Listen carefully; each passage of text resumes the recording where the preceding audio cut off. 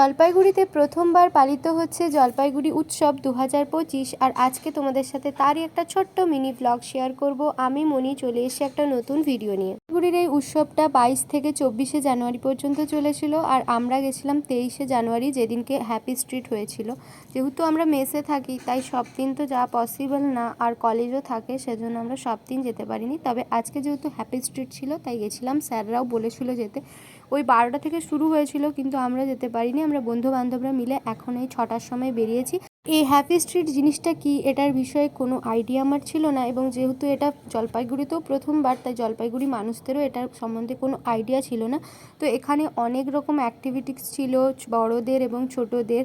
তারপর অনেক রকম মানুষকে এন্টারটেন করার জন্য অনেক কিছু ছিল। তো আমি এখানে একটা গেম খেলছিলাম, ওই বলটাকে ছুঁড়ে আর কি ওই গ্লাসটা ফেলতে হবে। আর সুভাষে যেখানে ডাম্বেল তুলেছিল 125 কেজি, আর এগুলো সব কিছুই ফ্রি ছিল। তো আমার বন্ধুবান্ধবরা এখানে তোমাদেরকে হাই করছে। আর এখন চলে এসেছি আমি বেলুন ফাটাতে, কিন্তু দুঃখের বিষয় কিছুই ফাটাতে পারিনি, কোনো অ্যাক্টিভিটিসই আজকে করতে পারিনি।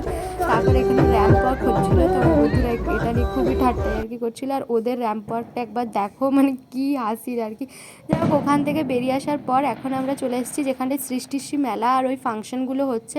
এরা মেলা গেলেই সবার প্রথমে জুয়েলারির দোকানে যায়, তো আমরাও চলে এসেছি জুয়েলারির দোকানে। কেয়া ওখানে চুড়ি দেখছিল। তো তারপর চলে এসেছি ফুড কাউন্টারে, আর এখান থেকে আমি একটা চিকেন চপ নিয়েছিলাম আর চাটা নিয়েছিলাম, আর চাটা খুব সুন্দর খেতে ছিল। তারপর আরও কিছু দোকান টোকান ঘুরে এখন চলে এসেছি ফাংশনে, যেখানটা ফাংশন হচ্ছে আর কি। আর এখন নাচ টাচ হচ্ছে। তো তারপর পরে একটা ভিডিওতে, ততক্ষণের জন্য চ্যানেলটা সাবস্ক্রাইব করে দিও। বাই।